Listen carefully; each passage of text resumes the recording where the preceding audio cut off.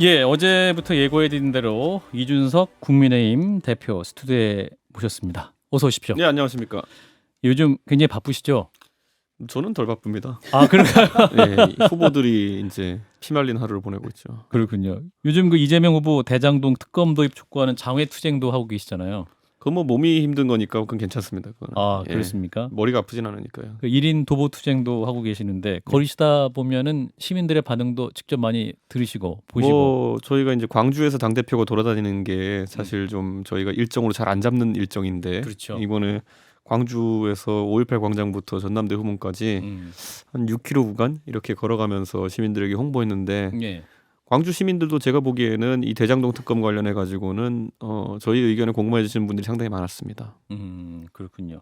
근데 어제 이제 김만배 씨에 네, 대한 구속영장 기각됐습니다. 네. 어떻게 보셨습니까? 그래서 제가 오늘 아침에 그거 기자들이 딱 출근하자마자 이거 어떻게 생각하십니까 물어봐가지고 저도 제가 뭐 수사나 이런 거에 대해서 전문가는 아니지만은 압수수색을 성남시청 안 하고 나가지고 지금 이렇게 구속영장을 때렸더니만은 이런 결과가 나오고 구속영장 기각되자마자 또 성남시청에 압수수색하러 들어가는 건 뭐냐. 뭔가 전후관계가 상당히 잘못되어도 잘못된 거다라는 얘기를 했는데요. 예. 저는 사실 오늘 김호수 총장 입장에서는 참 좌불안석인 하루였을 겁니다. 특히 언론에서 이제 김호수 총장이 총장 되기 전에 물론 그 성남시 고문 변호사 활동을 한 거 아니냐라는 이제 보도가 나오면서 예.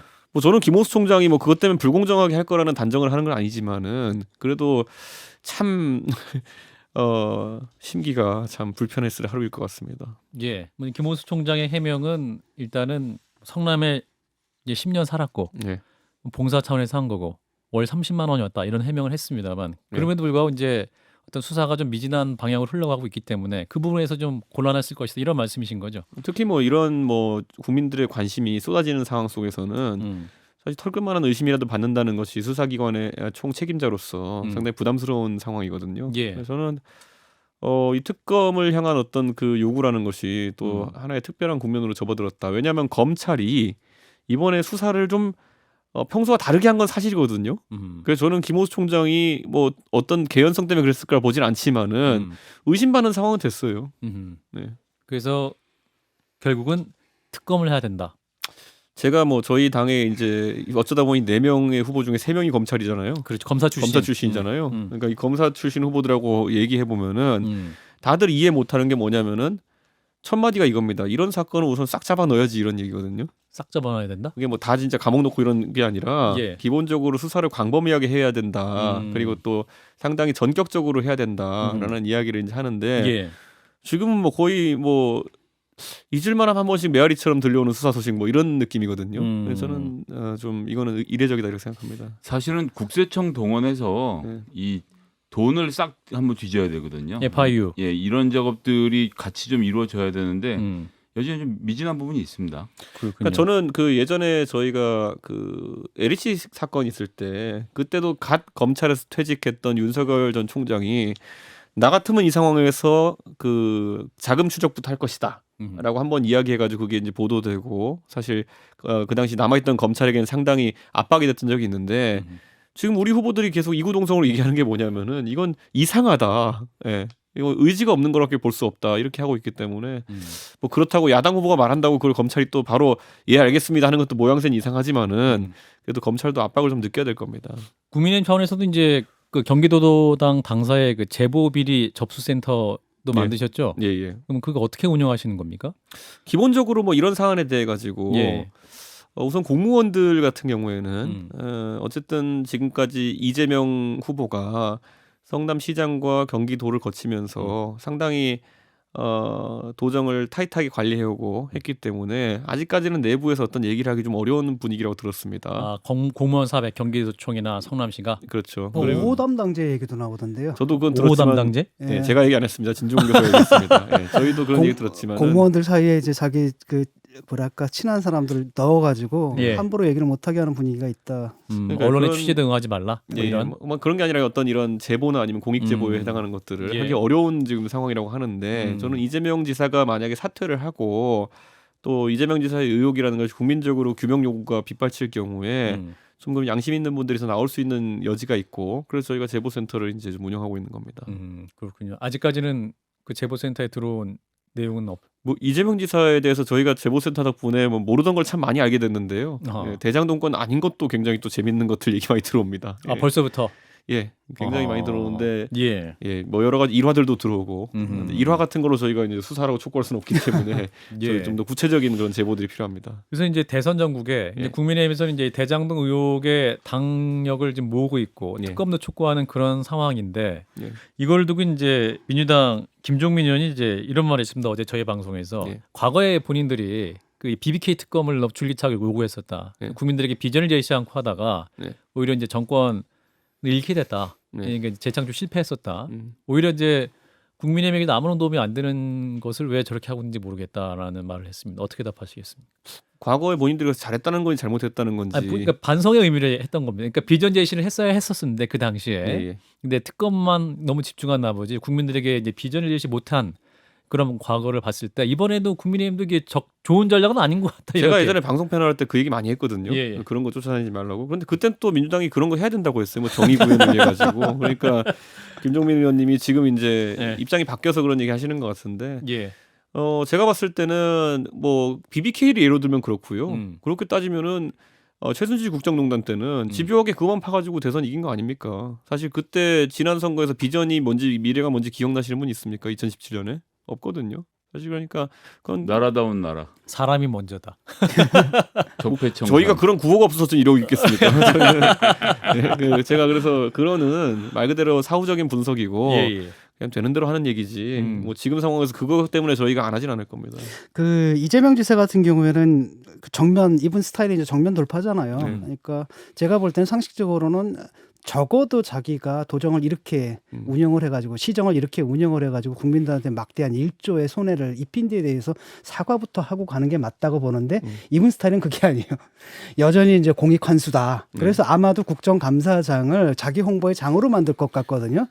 그런데 국민의힘에서 만약에 괜히 이분의 그 자기 해명에 바닥만 깔아주는 게 아니냐 이런 우려도 국민들 사이에 나오고 있습니다. 뭐 저희 국감 전략은 저희가 뭐 김기현 대표 지도하에 잘 짜고 있고 여기서는 공개할 수 없지만은 그런가요? 그런 맹탕 국감을 하진 않으려고 한다. 아하. 그렇게 말씀드리고. 대표님 제가 고자질 하나 해도 되겠습니까? 예, 예. 언제든지 하십시오. 그 전직 보좌관 입장에서 딱 보면 국민의힘 뭐가 문제냐면요. 네. 오후 2시가 오전 회의를 마치고 점심 먹고 오후 2시에 다시 이제 네. 복귀를 하잖아요. 네. 제가 회의장 이렇게 보는데 네. 민주당은 아직도 단체로 복귀합니다. 음. 이 얘기는 뭐냐면 밥 먹고 나서 모여서 오후 작전 회의를 한다는 거예요. 근데 국민의힘은 거의 절반 넘게는 제가 뭐 다 모니터링 하는 건 아니니까 네. 다 따로 들어오세요. 밥 의원들이? 먹고 들어온다는 얘기인 거예요. 그러니까 이제 이게 시시때때로 모여서 회의를 진행하고 야 오후에는 너는 이런 질문 나는 이런 질문 하자라고 좀 짜는 맛이 있어야 되는데 네. 이런 맛이 좀 부족한 게 아닌가. 제가 본대로 고자질 해드리는 원내대표께 겁니다. 전하세요. 저도 의원 안 해봐서 몰라요. 원내대표께 전하세요. 아 근데 그건 있어요. 그러니까 저 이재명 후보가 사실 지금까지는 성남시장 선거 뭐 기초자치장 선장 선거기 때문에 그렇게 사람들이 관심 안 갖거든요. 그 아무리 그 100만 성남시장이라 하더라도. 그리고 지난번에 경기도지사 선거도 뭐 탄핵 직후에 원사이드한 선거였기 때문에 검증 잘 안 받았고 그러다 보니까 이분이 사실 지금 이 대장동권 말고도요. 사실 일반적인 공직 선거라면은 굉장히 검증 세게 받았을 것들 검증 안 받는 거 많아요. 예를 들어서 음주운전 이런 것들 할 수 있죠. 그런데 해명을 하라고 했더니만 음주운전 왜 했습니까? 그러니까 해명이 이거예요. 뭐 어떤 시장 관련해서 무슨 뭐 고발당한 분의 변호를 하다가 그렇게 하게 됐습니다. 이게 예. 무슨 해명입니까? 아니 변호사 활동하는데 음주운전이 왜 필요하다는 겁니까? 그러니까 그래놓고는 해명했대요. 그러니까 매번 이런 식이거든요. 그냥 별 관계없는 얘기한 다음에 그때 해명했잖아요. 이런 식이거든요. 그러니까 이번에도 대장동권 관련해서도 그냥 말만 크게 나오는 겁니다. 계속 뭐 시어머니 뭐 시아버지 이런 얘기하고 한전 직원의 노벨과 다이너마이트 다 기억나지만은 아무것도 해명된 게 없잖아요. 그래놓고 나중에 나가서는 그때 다 해명했습니다. 이런 식으로 나올 거란 말이죠. 그래서 저희가 그 패턴을 이제 이번에 국민들께 예. 잘 알려드리는 것도 중요하다. 왜냐하면 대선 내내 그런 식으로 해명할 거예요. 별 관계없는 얘기한 다음에 그때 다 말씀드리지 않았습니까? 이렇게 하는 게 그분 전략이에요. 주 전략이에요. 네, 그래서 이번에 좀 실체를 가면을 제가 확 찢어서 제가 보여드리겠습니다. 과면 아직 다 못 찢었습니까? 지금 이미 뭐 무능이라는 것이 드러나고 있고 그런데 완전 확 찢어버리려면 좀 더 찢어야 됩니다. 그렇군요. 박수영 의원이 이제 50억 클럽 명단을 공개하셨죠. 네. 근데 이제 우리 대표님이 보신 명단과는 다르다. 암겨치는 이름도 있다. 이렇게 말씀하셨어요. 오늘 뭐 CBS에서도 뭐 얘기 나왔잖아요. 다른 명단이 있다고. 예, 예. 그러니까 저희가 한 4-5가지 들고 지금 돌아다니는 겁니다. 사람들마다. 아, 명단을. 예, 예. 근데 저희는 그런 뭐 박수영 의원이 그 명단을 왜 공개했느냐 이런 것도 있지만은 거기에 뭐 박근혜 정부 출신 인사 이름이 나온다 해가지고 그걸 저희가 공개한다 그래서 저희가 뭐 크게 부담 가질 일은 없습니다. 예, 예를 들어 그 정부에서 일했던 인사라 하더라도 지금은 사기업에 가 계신 분도 있고 여러모로 뭐 이재명 후보와 다른 어떤 인간관계를 맺고 계신 분도 있고 뭐 저희도 알고 있는 내용들이 있으니까 전부 다 저희가 공개한 거 아니겠습니까? 예. 그렇군요. 자, 그러면은 국정감사에 추가적으로 또 명단이 공개될 리는 없는 건가요? 그 의원들이 그때 박수영 의원이 선제적으로 한 것이 예, 예. 전략적 의미도 있습니다. 예. 그렇군요. 전략적 의미가 있다. 예. 그래요.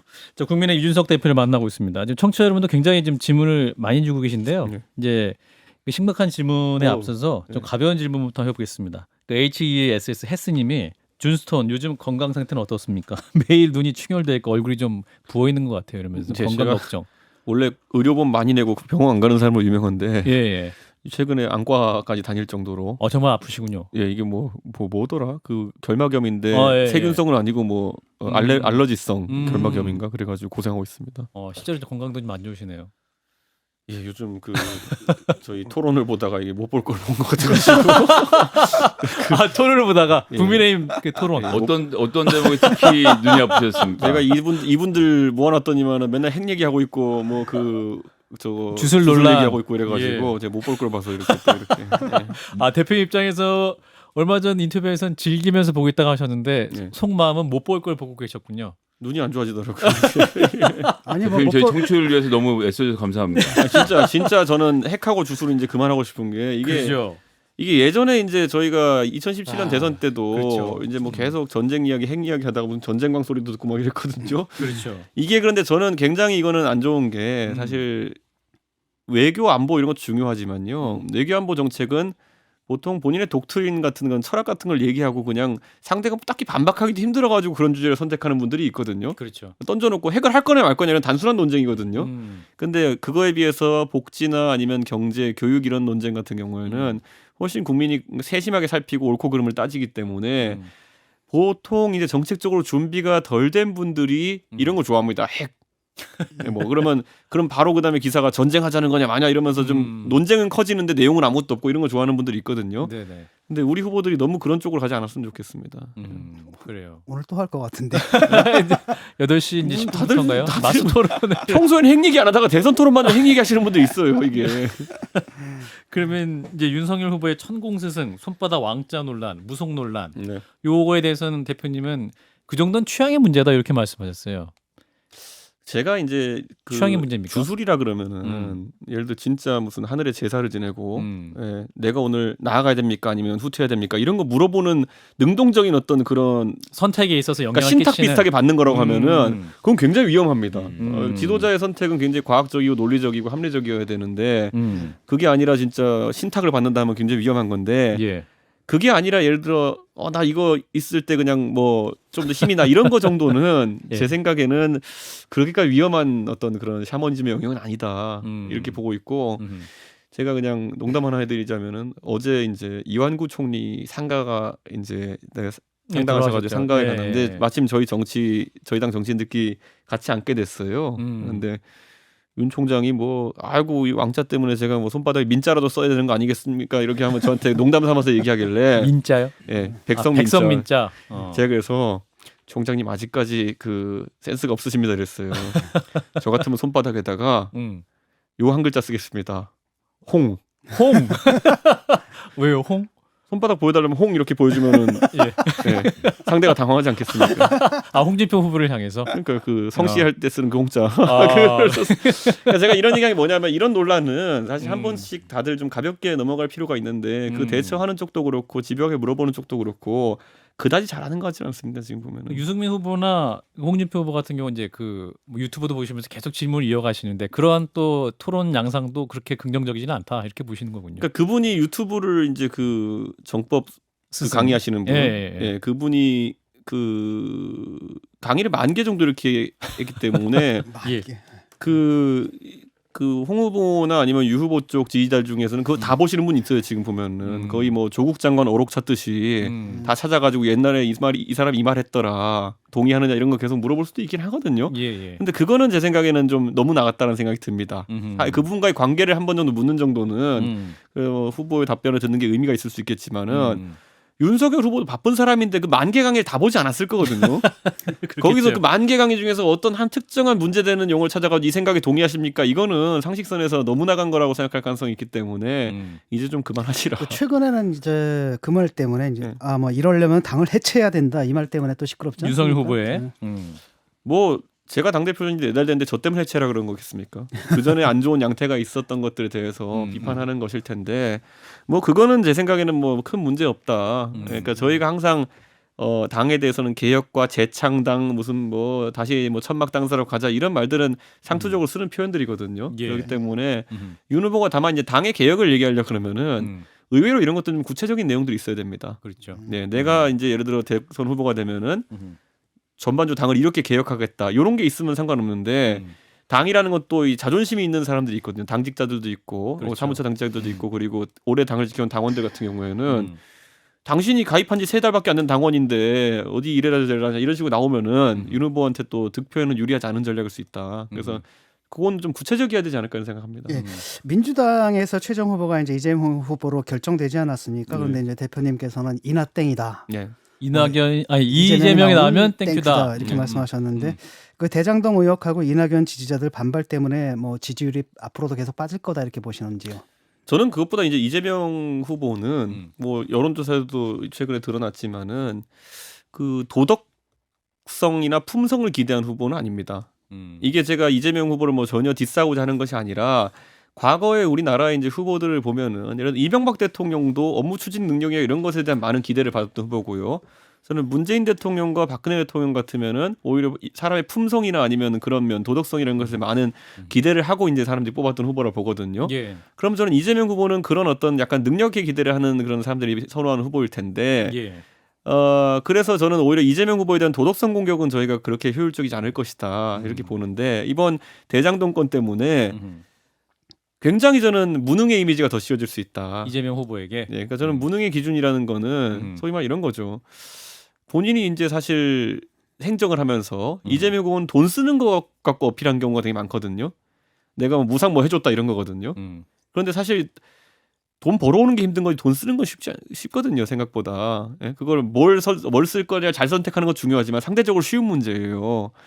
그런데 이재명 후보가 지금 돈 잘 벌어온 거에 사례로 거론했던 대장동 5,500억 개발 건이 네. 사실은 더 가져올 수 있는데 덜 가져온 건이 되게 되면은 이거는 상당히 행정 능력에 있어서 의문을 가질 수밖에 없는 상황이거든요. 예. 그러면 저는 이재명 후보에게 사실상 그럼 국민들이 아니 잘 쓰는 것만 가지고 어떻게 인정을 받냐. 잘 벌어와야지. 예. 이런 이제 지적을 하기 시작하는 순간 이 신화라든지 아니면 이런 기대치라는 건 좀 무너질 수 있다. 그래서 제가 이재명 후보한테 항상 토론이라는 데 만나면 농담삼아 하는 질문이 뭐냐면은 성남시라는 곳은 의외로 그 행정하기 나쁜 조건이 아닙니다. 판교밸리가 생기면서 각종 IT 기업이 본사 이전해가지고 지방 법인세 소득이 굉장히 많고요. 그렇죠. 뭐 전국에서 가장 많습니다. 그래서 불교부 단체라고 저희가 얘기합니다. 저희가 불교부 단체. 교부금을 주지 않아도 지방 행정 운영 가능한 단체를 불교부 단체라고 하거든요. 그러니까 중앙에서 안 줘도 된다. 광역 중에는 서울밖에 그게 없고요. 그다음에 그 용인 뭐 그다음에 수원 그다음에 성남 몇 개 있는 성남이 그 중에서 압도적으로 세수가 많이 들어와요. 예. 거기다가 그 지역은 택지 개발을 하면 용도 풀어가지고 택지 개발하면 무조건 땅이 팔리는 곳이에요. 그 왜 그러겠어요? 판교밸리 있죠. 그리고 분당 신도시가 있어서 과거에 계획도시로 잘 설계되어 있죠. 거기다가 경부고속도로 연변이니까 교통 편하죠. 경부고속도로 이재명 지사가 지었습니까? 박정희 대통령이 지었죠. 분당 누가 개발했습니까? 예전에 노태우 시절에 개발했죠. 그러니까 이재명 지사가 뭘 해가지고 그런 환경이 마련된 것이 아니라 그 마련된 환경에서 거친 돈을 쓰는 것에 특화된 후보인데 저는 이제 그렇다면 항상 물어보는 게 이재명 후보가 만약에 경기도에서 재정자립도가 상대적으로 낮은 동주천이나 연천시장이었으면은 무상산후조리원 공약 걸 수 있겠습니까? 이렇게 저는 항상 물어보거든요. 못해요. 그러니까 저는 우리 국민들 입장에서는 대통령이 됐을 때 돈 쓰는 것보다 이제 돈 버는 것에도 이제 관심을 갖고 있는데 그런 면의 능력이 입증이 안 된 건데 이번에 큰 실수를 한 게 보이는 거죠 이제. 근데 이전에 이제 이재명 지사가 이제 성남시장 오기 전에 네. 성남시의 재정 상태가 적자였다. 네. 모라토리엄을 선언한 상태였는데 이재명 시장에 와서 그 모든 걸 해소했다. 라고 이제 주장을 합니다. 그러니까 원래부터 이게 좋은 토양이었다 이런 반론으로 이제 그런 주장을 하시는 분들이 그 있는데 모라토리엄도 지금 보면은 그 억지로 한 모라토리엄이었다는 주장도 있는 것이고 예. 성남시는요 지금 거기다가 마천을 올려도요 10년이면 갚을 정도의 재정 상황이에요. 그렇기 때문에 예. 저는 그거는 이재명 후보가 아니라 누구라 할지라도 실제로 뭐 이재명 지사가 세입을 크게 늘렸다는 얘기 못 들었거든요. 세출을 잘못한 사람의 문제라면은 그건 뭐 제 생각엔 꼭 이재명 지사가 아니더라도 예. 뭐 잘할 수 있다 이렇게 봅니다. 어제 김종인 위원장이 예. 전 비대위원장이 이제 김현정의 뉴스쇼에 출연을 하셨죠. 예, 예. 와서 이제 그 정권 교체 가능성이 60에서 70%다라고 네. 말씀을 하셨습니다. 대표님은 동의하십니까? 그 김종인 위원장님은 그 관찰자 위치시고 네. 예, 얼마 전까지 저희 그 사장님이셨지만은 예, 그렇죠. 법정 관리이셨지만은 네네. 제가 지금 사장 입장에서 보면은 저는 걱정이 태산입니다. 아 그런가요? 예. 여전히 박빙의 승부입니까? 그러니까 이렇게 말씀드릴 수 있을 것 같은 게 그 지역 구도나 아니면 이런 전통적인 구도 면에서는 저희가 지난 2012년 선거보다 못합니다. 아 그런가요? 그러니까 2012년 선거라면 박근혜 문재인 두 분이 붙었을 때 51.6%로 3% 차로 박 대통령이 신승했던 선거거든요. 51대 48. 네, 그렇죠. 근데 그 당시에요. 거의 뭐 50대 투표 시간 끝나서까지 줄 서고 뭐 하여튼 박근혜라는 개인의 매력이 끌어들일 수 있는 투표를 다 끌어들여 가지고 겨우 이긴 그런 선거였거든요. 예. 그런데 지금 이제 그때보다 부산표가 더 나오겠느냐? 그때 부산표가 거의 뭐 67% 이렇게까지 나왔거든요. 아니면은 뭐 충청도 표가 더 나오겠느냐? 충청도 57대 43이었거든, 충남이. 경기도가 더 잘 나오겠냐? 경기도는 이재명 지사 본거지거든요. 그러니까 저는 지역 구도로 봤을 때 저희가 안심하기 어렵다. TK가 그럼 더 잘 나오겠느냐? 안동 출신이거든요, 이재명 후보. 굉장히 보수적으로 분석했을 때는 예. 지난번보다 밭은 좀 약간 안 좋을 수 있다. 대표님 딱 지금 이기고 있는 서울 얘기는 안 하시네요. 이제 보니까 아니 저기 보수적인 분석을 했다니까. 보수적인 분석을. 대표가 할 일을 대표가 할 얘기를 갖다가 김정희 위원장이 하고 있고 평론가가 할 얘기를 대표가 하고 있고 약간 이런 느낌이야. 아닙니다. 그래서 냉정하게 보시면 저는 냉정히 보면 다만 이제 그 실정이라는 거 문재인 정부의 실정이 누적되어서 정권 교체 여론이 높기 때문에 예. 왜냐하면 그때 2012년 선거에서는 정권 재창출의 선거였거든요. 저희 당 입장에서는 예. 지금 정권 교체 선거이기 때문에 저희 입장에는 조금 그 면에서 그러니까 기세면에서는 나을 수 있다. 다만 지역 구도상으로는 좀 저희가 과거보다 못하다. 그리고 인물 경쟁력은 제가 사실 지금 후보들을 어떤 분이 될지 모르겠지만은 아무리 그래도 박근혜 대통령만큼 동원력 있겠습니까? 팬덤 측면에서. 그래서 저는 약간 인물 바람 구도 이렇게 봤을 때 예. 인물은 과거보다 미약하게 열세일 가능성이 높고 2012년 그 둘이 세게 붙었던 선거에 비해서 구도는 저희가 약간은 그때보다 안 좋아질 수 있다. 다만 바람은 더 세다. 그 정도로 자, 보겠습니다. 그래서 지금 이제 이재명 이쪽 후보가 정해졌으니까요. 여론조사 결과들이 쭉 나오는데 예전에 하고 좀 비교해 보면 1대1 대결에서 차이점은 홍준표 후보가 이제는 이재명 후보를 이길 수도 있다라는 여론조사 결과 예전에 비해서 좀 빈도수가 높아졌어요. 네. 그러니까 이전까지는 국민의힘 내부에서는 윤석열 아니면 대안이 없다라는 분위기가 조금씩 바뀌면서 내부의 이 후보들 간의 경쟁이 좀 격화되고 있는 양상인데 어떻게 좀 진행될 거로 보십니까? 서울시장 선거 때도 보면은 저희가 안철수야만 이긴다라는 그런 어떤 야권 분위기에서 오세훈도 이기네, 나경원도 이기네까지는 다 갔어요. 예. 그렇게 되니까 그때부터 오히려 경선판이 달아오르면서 그럼 진짜 우리 마음에 드는 후보 뽑자 이런 식으로 선거 양상이 전환되면서 오세훈 시장 약간 드라마틱한 그런 어떤 연승이 이어진 것이거든요. 저는 지금도 이제 경선이 얼마 안 남았지만은 지금은 조사별로 조금씩 다릅니다만은 뭐 우리 후보 중에서 홍 후보와 또 윤 후보가 상대 후보에 비해서 우세를 가지는 조사들이 나오고 있는데 결국에는 네 분 후보 다 어느 정도 경쟁력을 갖출 것이다. 한 1, 2주 정도 지나면은 그때 더 이제 선거가 격렬해지고 재밌어지지 않을까 생각합니다. 그래서 김종인 전 비대위원장 분석도 네. 그 서울시장 보궐선거 추세랑 같다. 그래서 60에서 70으로 우리가 이긴다. 이렇게 말씀하셨거든요. 대표님 같은 생각은 아니신 겁니까? 그 김종인 장관님께 내일 제가 전화를 드리겠습니다. 너무 그렇게 그 띄우지 마십시오. 오만해 보일 수 있는 발언을 자제하시라고 제가 아 예. 그렇습니까? 예. 아 그래요. 근데 뭐 어떤 여론조사에 따르면은 그 대통령 누가 될 것인가의 확률은 네. 예를 들어 가지고 이재명이 40%, 네. 그다음에 이쪽에 윤석열이 22%뭐 이렇게 꽤 큰 차이로 나거든요. 갤럽 같은데 네. 이렇게 보면은 그런 것들은 사실은 그쪽 지지자들도 지금 못 믿는다라는 거잖아요. 우리가 과연 정권 교체를 할 수 있는가? 여기에 대한 확신들을 아직 못 갖고 있는 거 아닌가요? 그쪽 아무래도 결집이 안 된 지금까지 거죠. 이제 누적된 패배의 경험들이 있기 때문에 서울시장 선거에서 이제 워낙 큰 승리를 했었기 때문에 예. 그것 때문에 이제 다시 이제 좀 의지가 살아나서 지금 이 정도 상황이지. 사실 탄핵 이후에 여러 가지 분란이라든지 이런 것들은 보수 진영이 많은 상처를 남겼고요. 예. 아직까지도 그 상처는 좀 잔영으로 남아 있습니다. 아하. 가장 대표적인 게 지금 보수의 예를 들어 전력이 100이라 그러면요. 전력이 한 10 정도는 항상 부정선거에 가 있고요. 뭐 이런 약간 부정선거 주장, 뭐 지난 총선 누수가 많았어요 지금까지 보면은. 예, 예. 그리고 또 전력이 한 10% 정도는 배신 정격한 데 들어가 있고 뭐 이런 것들이 과거만큼 총력전을 하고 단결하기 어려운 상황이 있다는 거는 예. 저희가 좀 인지하고 그러다 보니까 자신감이 좀 떨어지는 분들이 있는 것 같은데 또 그거는 제가 또 역량이 발휘돼야죠 제가 아하. 잘 또 이렇게 모으는. 사장으로서. 예. 예.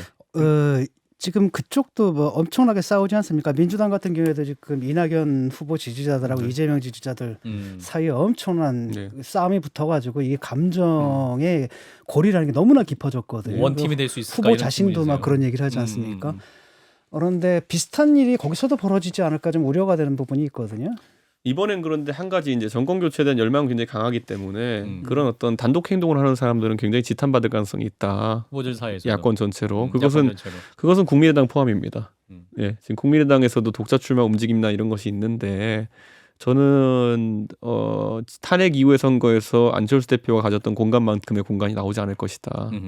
양자 대결의 구도로 많이 가지 않을까 그런 생각을 하고 한 가지 저는 이제 약간 오히려 진 교수님이 이건 약간 저보다 잘 알지도 모르겠는데 내가 최근에 그런 것도 있나? 정의당 대선 후보 선출에 따르면은 네. 정의당도 이제 심상정 그 후보. 대표께서 이제 후보가 되셨는데 이재명 후보의 사실상 지지 기반 중에 하나가 저희가 내부적으로 분석하기로는 과거 경기동부연합이라고 지목되던 조직의 상당수가 이재명 후보를 지원하고 있는 것으로 보이는데 그거는 정의당 사람들이 정의당을 만든 사유이기도 하거든요. 우리가 경기동부랑 같이 못한다라는 건데 과연 그러면 저 소위 말하는 범진보 블록에서는 그런 어떤 후보 단일화라든지 이런 것이 가능할까? 저는 그런 생각을 좀 하고 있습니다. 후보 단일화는 아마 안 할 겁니다. 근데 이분이 지금 그 얘기를 하는 것은 내가 볼 때는 그거 같아요. 그러니까 이낙연 지지자들 있지 않습니까? 그 표를 얻기 위해서는 민주당 편인 것처럼 행동을 해야 되는 거고 그게 좀 오버를 한 거죠. 그래서 제가 이제 바로 비판을 해버렸거든요. 이분이라면 심상정 대표입니까? 예. 알겠습니다. 자, 청취자 여러분께서 많은 질문을 주시는데 자, 그 관련해서 오태식 님이 이런 질문 주셨어요. 안철수 대표가 17일 출마 선언을 할 수 있다는 보도가 있는데 이렇게 박빙의 대선이라면 안철수 후보의 단일화도 대표님 고려하고 계십니까? 라는 질문을 주셨는데 저는 저희 후보가 고민할 문제다 이렇게 보고요. 어허. 다만 그 안철수 대표에 대한 전략은 많은 분들이 이제 2% 3%라도 이제 득표를 안철수 대표가 하게 되면은 그렇죠. 그거라도 합쳐야 되는 거 아니냐 이렇게 얘기하지만은 저는 모르겠습니다. 첫째로는 그 비슷한 논리로 과거에 그 민주당 내 새정치민주연합에서 안철수 대표와 문재인 그 당시 대표 간에 그런 갈등이 있었는데 그렇죠. 그때 물론 뭐 안 대표가 그때도 마찬가지로 뭐 혁신 전당대회 비슷한 거 요구하고 문재인 대표 사실상 내려오라는 취지로 이제 이야기를 했지만은 문재인 대통령은 그때 그걸 받아주지 않았어요. 예. 그리고 나가지고 1년 뒤에 대통령이 되십니다. 그러니까 저는 이 보수가 사실 지난 2017년 이후부터 2016년 이후부터 합치면 이긴다, 통합하면 이긴다라는 그런 단일 아젠다를 가지고 계속 선거에 임하고 있거든요. 제가 이걸 좀 조소적으로 통합 무쇠라고 얘기합니다. 통합 무쇠. 무쇠, 앵무쇠. 예, 뭐 예. 회의만 가면 통합하자 그래요. 아하. 회의만 가면 뭐 누구랑 통합하자, 누구랑 통합하자. 근데 그 통합 무쇠의 결정판이 뭐냐면은 지난번에 미래통합당입니다. 2020년에 총선을 예. 앞두고 모이기만 하면 이겨. 네, 내 주변에 물어보니까 문재인 좋아하는 사람 없어. 뭐 이런 정도의 수준의 논리거든요. 예. 내가 식당 가봤더니 문재인 좋아하는 사람 없더라. 그러니까 통합하면 이겨. 이런 수준의 논리를 가지고 선거를 치르면은 질 수밖에 없어요. 그래서 좀 더 정교하게 저희가 선거를 좀 분석할 필요가 있다. 보수 진영에서요, 그 전통적 지지자들이 가장 많이 있으면요, 가장 있으면 많이 듣는 얘기가 그런 거예요. 선거 분석을 딱 이 정도 수준으로 하세요. 내 친구들 중에 문재인 좋아하는 사람 없다. 뭐 당대표한테 그렇게 말씀하시면 제가 어떻게 맞장구를 쳐야 됩니까? 근데 그걸 기반으로 그 다음 전략으로 항상 얘기하는 게 뭐냐면은 안철수도 데리고 오고 뭐 그다음에 뭐 다 통합해가지고 그래가지고 선거 치르면 무조건 이긴다. 음. 예, 왜냐 문재인 좋아하는 사람 없거든. 뭐 이런 식으로 그러니까 순환 논리를 가지고 어떻게 선거를 이기겠다는 건 좀 모를 때가 있어요. 인간관계를 너무 편협하게 맺는 분들이시. 그러니까요. 근데 어쨌거나 예. 중간지대가 굉장히 좁아진 상태에서 안철수 후보에 대한 어떤 매니악한 지지층이 있는 것도 사실이고 네. 3에서 5%가 나오는 것이고 그러니까 지지율이 더 높아지지 않는다라고 가정을 한다고 하더라도 대선에 가까워질수록 안철수 후보 측과 단일화를 하려면 뭐 출마를 전제로 하는 얘기입니다만 단일화를 하려면 몸값이 선거에 가까워질수록 높아질 것이라서 음. 애시당초 초반에 합쳐야 된다는 주장을 하신 분도 많이 계신데 대표님의 생각은 그럴 필요 지금 없다 이런 입장이신 이렇게 거죠? 보는 거죠. 그러니까 국민의당이랑 제가 이제 당 대표 선출되자마자 그 주 주말에 제가 상계동에서 안철수 대표를 만났습니다. 네. 예. 그리고 저는 그때 보시면은 성일정 의원을 협상단을 임명해가지고 모든 조건을 들어줘라. 다만 당명은 안 돼라는 입장으로 저희가 협상에 임했거든요. 예. 그때가 그렇다면 가장 이른 시점이었는데 그거 안 받았죠. 굉장히 조건이 늘어나면서 뭐 당협위원장도 그쪽에서 임명하고 무슨 뭐 시도위원장도 같이 가르자는 얘기도 나오고 뭐 이 조건들이 나오는 게 저희는 그때 파악했어요. 정말 이분들은 합치긴 합칠 것 같은데 나중에 최대한 본인들의 가치가 높아졌을 때 노리고 계시는구나 이렇게 해가지고 하는 것 같은데 글쎄요. 저는 제 비슷한 경험이 있는 게 바른미래당 시절에 안철수 대표께서 미국에서 귀국 한참 안 하시다가 나중에 일 다 끝나고 귀국하셔가지고 손학규 대표한테 내려오시오 그랬다가 손학규 대표는 뭔 소리냐 해가지고 본인이 국민의당 2를 창당하신 거거든요. 그러니까 꼭 안철수 대표가 그 항상 고점에서 본인이 그 협상하시는 건 아니더라고요. 합치기는 합칠 것 같다고 좀 전에 얘기하셨잖아요. 예. 그렇게 보십니까?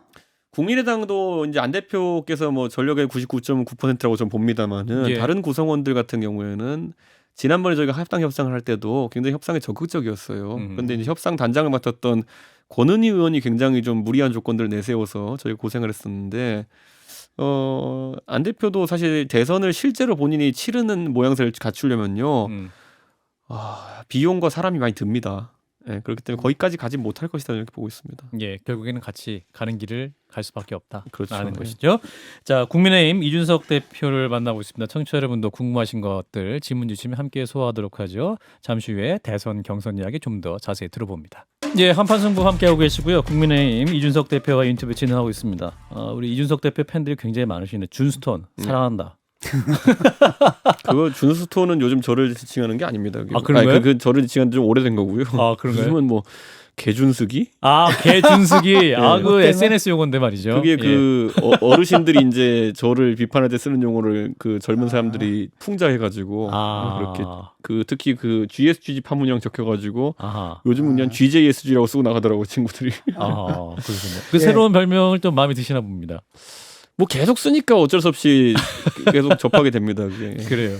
민주당 같은 경우에는 지금 뭐 대장동 사태 그밖에 또 여러 사태를 인해 가지고 지금 후보가 사실 리스크에 좀 빠져 있는 상태잖아요. 네. 그런데 그 당도 마찬가지인 것 같아요. 뭐 가장 많은 지지를 받고 있는 윤석열 후보 같은 경우에도 리스크가 뭐 적지가 않거든요. 예를 들어 고발 사주 같은 거 수사가 진행되고 있고 이 부분은 어떻게 보고 계십니까? 왜냐하면 그 조성은 씨와 김웅 의원의 그 통화 내역이 나오지 않았어요? 예. 예. 저는 뭐 이제 통화 내역도 지금 저는 이게 어떻게 검찰이나 공수처에서 유출됐는지 잘 모르겠습니다. 이게 원래 수사 내용 기밀로 한다는 것이 문재인 정부의 방침이었는데 네. 또 선택적으로 이렇게 유출되기도 합니다. 근데 김성애 소장님은 이럴 때는 비판 안 해요. 비판해 보세요. 계속 비판하다가. 그건 제가 비판할 건 따로 있죠. 국민의힘 진상조사한다고 왜 안 하세요? 김재원 의원한테 비판하세요. 그건. 그런 거 대표님 너무 간다. 국민의힘 공명선거 수인다. 아니, 지금 보고 요즘 왜 있는 활동 사람도- 안 하고 있습니까? 아니 저는 보고 있는 사람들이 너무 많아서 막 함부로 말을 못 하겠는데 저는 아니 지시했습니다. 남의 당 대표를 고발해 놓고서 진상조사 한 달 전에 하기로 약속해서 이제와서 갑자기 저는 김재원 지금- 아니 의원한테 말을 이러면 돌려서 어떡해요? 0.1탈에 오래. 아니 잠깐만 도와줘요. 피의 사실 아니 공표인데 잠깐만 도와줘요. 이거부터 해요 그럼. 아니, 저는 자, 지시했습니다. 진정하시고요. 그거 어떻게 좀 하나씩 처리하죠. 일단 대표님. 공명선거 자, 추진단에서 자, 다시 한번 제가 이제 대표님이 네. 책임질 일이 아닌데 음. 전직에서 일어났던 남의 당 대표를 검찰 고발을 시키는 대로 해서 고발장을 작성한 내용 정도는 진상 조사를 해야 되는데 어떻게 그 조 변호사 확인도 안 하고 이렇게 한 달 벌써 2달 가까이 보내고 계십니까? 김재원 의원한테 미루라고만 하지 마시고. 제가 다시 임재원 의원한테 말하겠습니다. 근데 뭐저 그 열린민주당은 그리고 너무 그렇게 예, 수사 기밀을 유출하는 것에 대해서는 저도 강력하게 비판하는 입장이고 여기서 안 하지만 딴 데서 하고 있습니다. 예. 근데 그 열린민주당도 그 최강욱 대표 그런데 그 재판 받으셨잖아요. 그 결과는 또 안 좋게 나왔잖아요. 아니, 그러니까 그것은 이제 저희 재판은 재판대로 알아서 하는 게 중요한 거는 검찰이 시키는 대로 고발장을 작성한 야당에 부끄러워할 줄 알고 사과해야 되는 문제 아니냐 이런 거죠. 그래서 네, 이제 알겠습니다. 요거를 제가 네. 한번 짚어보자면은 저도 그래서 제가 계속 김재원 의원한테 계속 알아보라고 하는 게 뭐냐면은 이게 참 묘한 게 뭐냐면 4월 달에 어쨌든 고발장이 들어오는데 그걸로 이제 김웅 의원이 조성은 씨한테 사실상 고발을 하라고 그리고 대검에 할지 뭐 어디 할지 이렇게 얘기하는 게 녹취록의 주된 내용인 것 같은데 예. 그래서 결국은 고발이 안 진행됐어요. 그런데 나중에 어떻게 8월에 또 8월에 그게 갑자기 고발이 정점식 비슷한 의원. 내용으로 고발이 들어가가지고 사실상 비슷한 내용으로 고발이 들어가가지고 최강욱 대표가 이제 기소가 된 거 아니겠습니까? 그럼 저는 그런데 여기서 이제 계속 이제 김호수 총장과 공수처 쪽에서 빨리 수사를 진행했으면 하는 주요 지점이 이게 단일 경로가 맞냐는 걸 빨리 좀 검증해줬으면 하는 거예요. 그러니까 이게 손준성, 김웅 경로라는 게 있고, 근데 거기로 들어온 거는 그러면 지금까지 어느 정도 검증이 되어가는 것 같은데 8월에 그러면은 그 정점식 의원과 보좌관 그리고 또 이 실제 조 변호사 뭐 이렇게 가는 경로가 예. 똑같은 경로라는 거죠. 왜냐하면 4월달 이 경로로 갔다가 고발이 실제로 안 됐고 생성자가 누구냐에 따라 가지고 완전 다른 경로일 수도 있는 거거든요. 그러니까 대표님 정점식 의원한테 물어보면 되잖아요. 모른대잖아요. 김웅 보좌관도 의원과는 모르고요? 대화 모르잖아요. 나눠보셨습니까, 야. 대표님? 김웅 의원과는 사건 초기에 관련- 대화를 많이 나눴고요. 예. 그런데 김웅 의원도 사실 지금 본인이 형사적으로 이제 다투는 상황이기 때문에 음. 뭐 저한테 말을 해준다고 저는 김웅 의원 말에 또 100% 믿지는 않습니다. 지금도. 아 그런가요? 예, 뭐 김웅 의원이 거짓을 얘기한다는 것이 아니라 김웅 의원도 자기를 방어해야 되는 지점이 있을 수 있으니까 또 그런 건 저는 이해합니다. 그거는. 여전히 기억이 안 난다 이런 입장이신가요, 김웅 의원? 실제로 기억이 안 날 수도 있고 왜냐하면 지금 녹취록을 보유한 상태에서의 검찰이나 조성은 씨와 다르게 김웅 의원은 기억에 다 의존해가지고 얘기를 해야 되는 상황이기 때문에 그 악의가 있어서가 아니라 잘못 말했다가 오히려 본인이 굉장히 곤란한 상황을 겪을 수 있기 때문에 최대한 방어적으로 가는 거겠죠. 대표님의 지시를 명확히 지금 수행하고 있지 않은 김재원 최고위원은 지금 김웅 의원과 면담을 하셨습니까?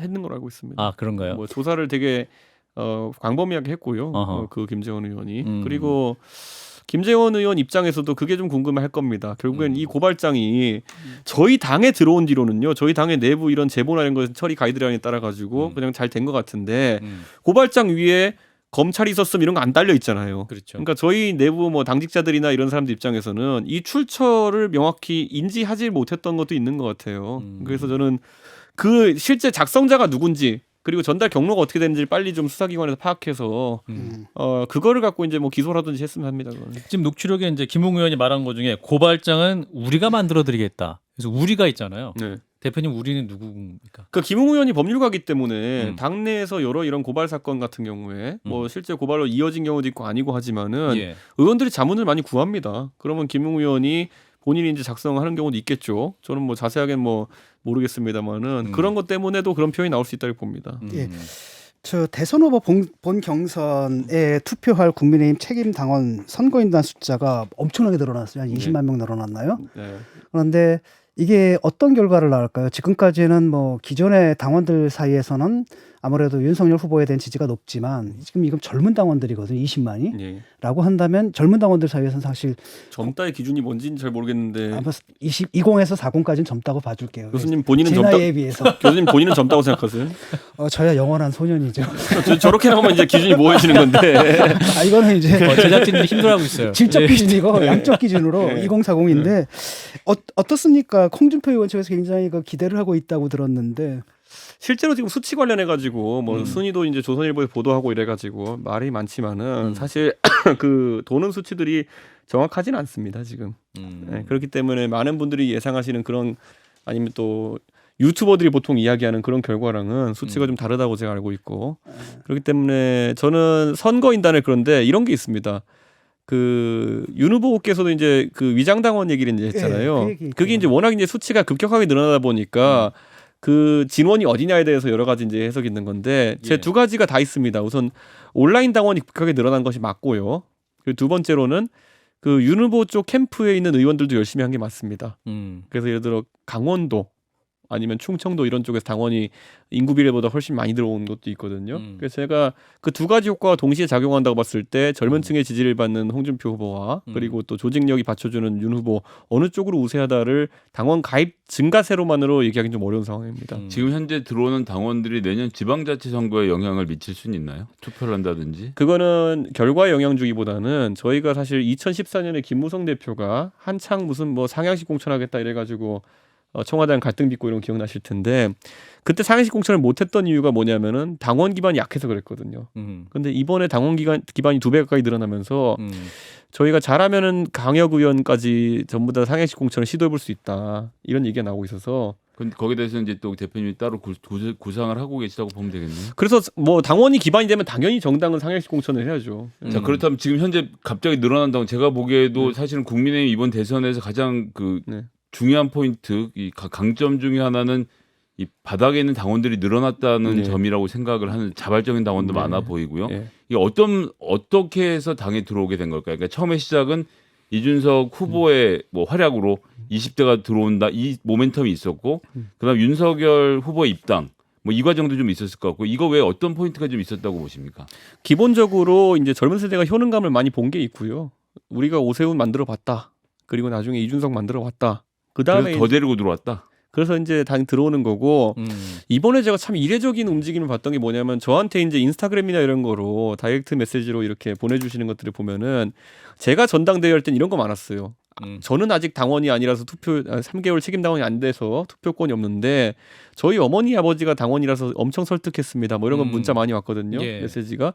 이번에는 그 선거인단 앞두고 제가 어머니 아버지 누나까지 다 가입시켰습니다. 이런 거 되게 많았어요. 그러니까 아까 진 교수님이 말한 통계에서 피상적으로 20대가 많이 늘었느냐 40대가 많이 늘었느냐 이런 것보다도 가족 단위 가입자들이 꽤 있는 것 같아요. 어쨌거나 인스타그램은 청년층이 많이 쓰니까 그 청년층이 국민의힘을 지지하는 방식으로 가족들까지 당원을 끌어들인 경우들 보고 있다. 그게 이런 저는 굉장히 말씀이시네요. 유의미한 변화다 이렇게 보고 저는 제가 이제 제 전당대회 칠 때 제가 당사자니까 느꼈던 거는 저에 대한 지지가 20대 30대에서 먼저 일고 그들이 부모를 설득하면서 이제 고연령층으로 한 2, 30년 나이 격차가 나는 층이 그다음에 움직이기 시작했거든요. 실제로 저에 대한 지지가 그래서 20, 30대와 50, 60대에서 굉장히 높았어요. 전당대회에서. 그렇군요. 그런 어떤 동조 효과가 일어나기 때문에 이번에도 그러니까 각자 저희 이제 후보들 간에 주력 세대층이 있지 않습니까? 예. 어느 쪽에 동조하느냐가 굉장히 좀 키포인트가 될 것 같다. 그런 생각을 예. 합니다. 자, PCJ님이 현재 국민의힘 지지자들 지지율이 세대에 따라 크게 나뉘고 있는데 최종 경선 후에 한 후보가 선출됐을 때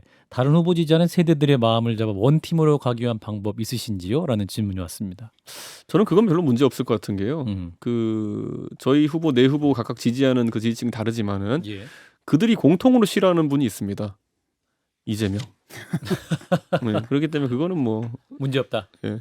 그렇기도 하지만 또 한편으로는 이 당 해체 발언 나온 것도 그 앞에 얘기를 들어보면 어떻게 민주당의 논리를 가져와서 네. 후보들이 나를 공격할 수 있느냐, 그런 당이면 해체해야 된다라고 말하는 게 사실 이제 거의 직접적으로 다른 경선 토론 후보들을 겨냥한 것이 아니냐, 이래서 좀 감정의 골이 깊어지고 있지 않느냐라는 분석에 대해서는 윤 후보가 좀 그거는 이제 아직까지 뭐 그 검찰 공무원으로서의 맷집은 검증됐지만은 정치인으로서의 이런 그 저희가 보통 얘기하는 분노 컨트롤 이런 것들은 앞으로 좀 더 올라가야 될 지점이 있다 이렇게 보는 게 좀 있어 보십시오. 이제 뭐 유튜버들도 공격하고 난리 날 겁니다. 보면은 그건 뭐 옆에 후보 공격하는 건 별일도 아니고 사실과 다른 거를 공격하기도 하고 별거 다 들어올 건데 예. 그 맷집은 대선 후보의 기본 덕목이니까 예. 그거는 겪어 나가야죠. 그거는. 예. 지금 질문이 엄청 많이 나와서요. 네. 이걸 좀 소화하겠습니다. 네.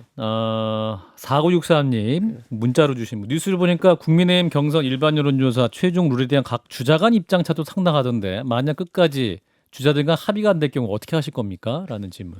저는 이거 제가 이번에 경선 관리를 저희 이제 지도부에서 하면서 초반에 이제 그 경선 준비위원회 관련해 가지고 계속 치고받으면서 그렇죠. 당 대표가 아무 말도 안 하고 있거든요. 근데 이러다 보니까 거꾸로 이런 일이 생기는 겁니다. 음. 그래서 저는 이번에 좀 뭐 정홍원 총리님께서 그 권위를 가지고 잘 해결하고 계시긴 하지만은 안타까운 거는 후보들이 룰에 너무 관심이 많아요. 룰에. 네, 저는 전당대회 때 그냥 어차피 공부 열심히 한 학생이 대학 가는 거다. 입시 제도에 크게 신경 쓰지 말자 이러고 저는 딱 한마디로 정리하고 한마디도 안 했거든요. 근데 지금 후보들이 너무 룰에 관심 많은 것 같아가지고 저는 나중에 공부 열심히 안 하고 있군요. 지금 학생들이 지금 진짜 그 입시 요강만 계속 살피고 있는 것 같아가지고 아하. 예. 실력만 있으면 되는 건데. 그리고 국영수가 이런 거 다 빼놓고 결국 핵과 주술만 이렇게 해가지고 이런 이제 오늘 토론 이제 진행되는 거 이제 이부터는 8시 이후부터는 예예 제가 봤을 때 후보들이 이 핵과 주술 말고 다른 과목들도 좀 공부했으면 좋겠다 이런 생각이 좀 듭니다. 예. 예, 히스토리 메이커님이 또 대표님께 관심 많은 분인 것 같아요. 예. 공직 후보자 자격 시험 예. 당내 반발이 심해서 본래 취지와 좀 다르게 후퇴하고 있던데 예. 시행될 수 있을까요?라는 질문 주셨어요. 시행해야죠. 그러니까 아, 저는 시행합니까?